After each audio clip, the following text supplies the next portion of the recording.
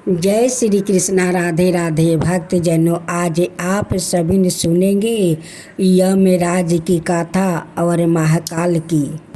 एक गांव में दो सहेली थी और सहेली का पड़ोसिन थी। दोनों सहेली आती जाती थी और पड़ोसिन भी आती जाती थी। उनका घर ओ जाती थी, उनका घर ओ जाती थी। हमेशा वो लोग में मिल रहता था। लेकिन उस गांव में कोई अमीर नहीं था। सब लोग का ऐसे संसार चल रहा था, लेकिन कोई अमीर नहीं था। एक दिन की बात है, नरक के लोक से यमराज आ रहे थे और उधर पर्वत से महाकाल जी आ रहे थे। दोनों चलते चलते एक साथ मिल गया। दोनों साथ साथ चलने लगे।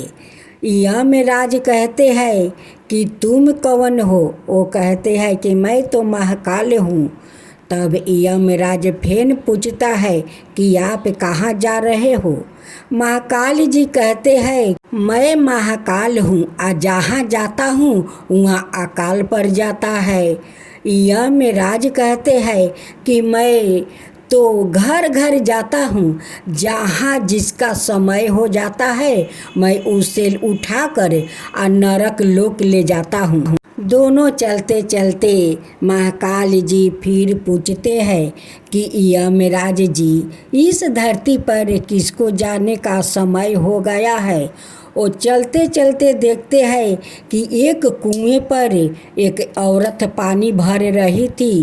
वो कहते हैं कि उसको जाने का समय हो गया है। अब चलते चलते महाकाल अपना रास्ता चला गया और यमराज चलते चलते उस कुआं के पास जाते हैं। यमराज का बहुत जोर का प्यास लग जाता है। उस औरत से कहता है कि मुझे पानी पिला दो। उस औरत यमराज का पानी पिला देती है। पानी पीकर यमराज खुश हो जाते हैं और उस औरत से कहते हैं कि देखो, मैं तो तुम्हें ले जाने के लिए आया था, लेकिन तुम मुझे पानी पिलाकर मेरा आत्मा को शांति किया है, उस लिए मैं बहुत प्रसन्न हूँ। तुम्हें मैं एक बुक देता हूँ जिसे तुम्हारा भाग पलट जाएगा। उस बुक लेकर औरत ने जब पहला पाना खोली तो देखती है कि उनकी सहेली का खजाना मिलने वाला है। अब वो सहेली लिख देती है कि उनकी खजाना में ना मिले। फिर जब दूसरा पाना खोलती है तो उसमें देखती है कि उनकी पड़ोसिन के पति को नौकरी लगने वाला है। पड़ोसिन उस पर लिख देती है कि मेरे पड़ोसिन का पति को नौकरी ना मिले। उस सहेली का एक चचेरी बहन थी जो अभी तक उनकी शादी नहीं हुआ था। जब वो तीसरा पाना खोलती है तो उसमें देखती है कि उनकी चचेरी बहन का शादी एक राजा का महल में होने जा रहा है। अब उस पर लिख देती है कि मेरे चचेरी बहन को उस राजा का घर में शादी ना हो। जब चौथा पाना खोली तो उस पाना में उसकी नाम था। अब तो अपना लिए वो बहुत अच्छा सोचने लगी कि अपने लिए मैं बहुत सारा जेवरात आभूषण लिखती हूँ। उसी समय यमराज उनकी हाथ से बुक छीन लेते हैं। यमराज कहते हैं कि अरे लालची औरत है, तू अपना लिए अच्छा सोचती है और दूसरों के लिए बुरा सोचती है, इसलिए तेरा भाग नहीं बदलेगा। अब तेरा जाने का समय आ गया है। उस औरत कहती है कि महाराज, मेरा समय अभी नहीं हुआ है, मैं तो अभी अपना भाग बदलूंगी। यमराज कहते हैं कि यारे लालची औरत है, तू अब अपना भाग नहीं बदल सकती, तेरा जाने का समय हो गया है। जो औरत दूसरों के लिए बुरा वो सोचती है, अपने लिए अच्छा सोचती है, उसका कभी भाग नहीं बदल सकता है, उसे बुरा ही मिलता है। जो मनुष्य दूसरों के लिए सोचता है अच्छा, उसका सब कुछ मिलता है, उसका भाग भी बदल जाता है। और जो लोग अपने लिए सोचते हैं उन्हें कभी भाग नहीं बदलते हैं। अब तेरा भाग नरक लोक में बदलेगा। वैसे ही महाकाल किसी गांव में जाते हैं और उस गांव में हाहाकार मच जाता है। उस गांव में महामारी पूरा फैल गया। अब तो मनुष्य बहुत मरने लगा।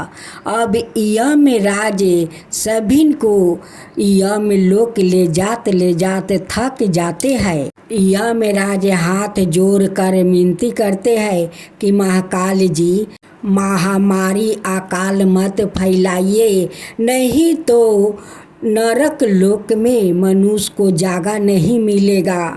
यमराज जी कहते हैं कि महाकाल जी, ऐसा अकाल मत फैलाइए, किसी को देखभाल करने वाला इस धरती पर कोई नहीं रहेगा। महाकाल जी, इस धरती वाले मनुष्य को क्षमा कर दीजिए।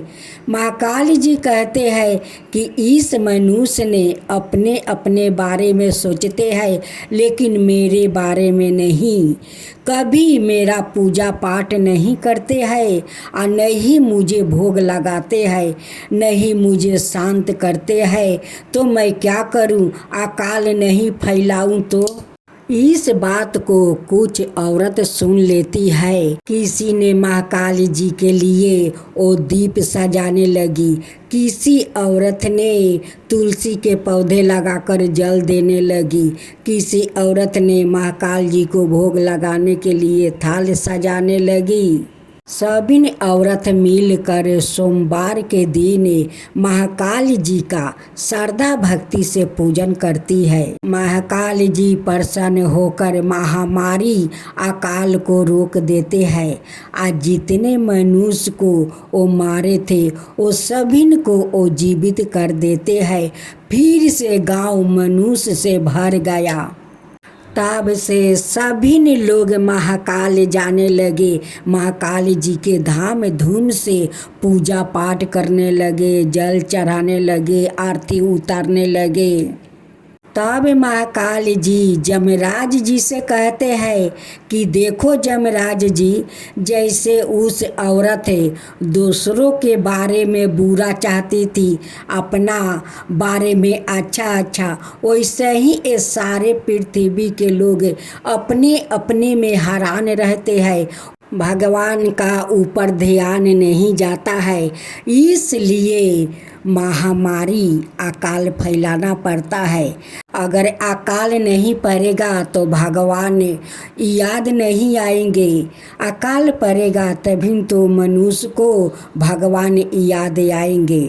यमराज हाथ जोड़कर कहते हैं कि आप धन है महाकाल जी, कि सभी पृथ्वी के मनुष्य आपको याद किया। सभी मनुष्य आपको श्रद्धा भक्ति से पूजा पाठ वो करते हैं।